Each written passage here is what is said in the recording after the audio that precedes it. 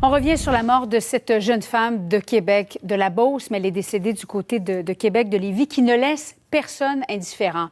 Et d'ailleurs, le premier ministre Philippe Couillard, lui-même médecin, a qualifié la mort de la jeune femme d'épouvantable. Est-ce que ça aurait été possible de la sauver? Il y a l'avocat bien connu, Guy Bertrand, qui croit que oui, qu'une injonction aurait dû être demandée à la Cour supérieure pour ordonner aux autorités hospitalières et médicales de procéder à la transfusion. Qu'en est-il exactement? Parlons-en avec Maître Jean-Pierre Ménard qui est avec nous. Bonjour, Maître Ménard. Oui, bonjour. Est-ce que ça aurait été possible de déposer une injonction pour sauver la jeune femme? Écoutez, je ne vois pas trop tôt sur quelle base on aurait pu faire ça, parce que le droit est extrêmement clair à cet égard-là. Pour que vous puissiez avoir une injonction, il faut que votre cause ait une apparence de droit.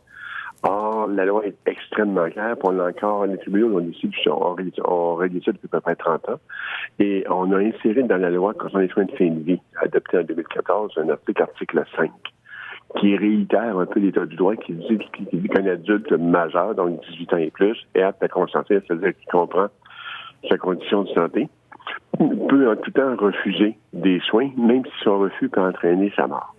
Alors, c'est limpide. Alors, il n'y a pas d'apparence de droit pour aller chercher une injonction.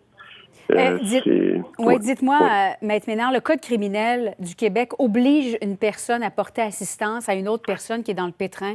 Qu'est-ce qu'on fait de cette loi-là?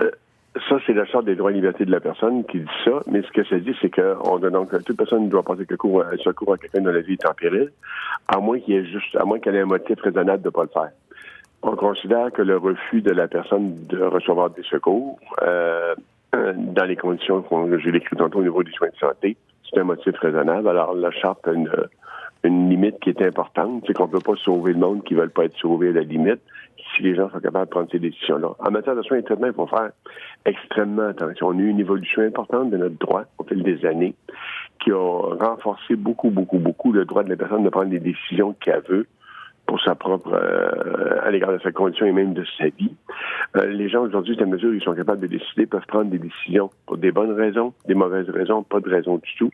Mais du moment qu'ils sont du moment qu'ils sont légalement aptes à consentir, on peut rien faire. C'est un choix de société, c'est une évolution importante. Et je pense que revenir à ça, ce que Mme Bertrand parle, c'est des choses qui existaient avant les années 80, avant que le droit évolue, où on traitait des gens contre la grippe, même si les gens ne voulaient pas. On a une évolution bien différente, justement, avec les chartes. On peut être d'accord ou pas d'accord avec cette évolution-là, mais c'est l'état du droit. Pour aujourd'hui, il faut que les gens pensent que chaque personne qui doit recevoir un traitement, elle a le droit de choisir des traitements qu'elle veut recevoir ou ne veut pas recevoir, et ce, peu importe les raisons, c'est l'état de notre société. Maître Jean-Pierre Ménard, avocat spécialisé en droit médical, merci beaucoup de nous avoir éclairés ce matin.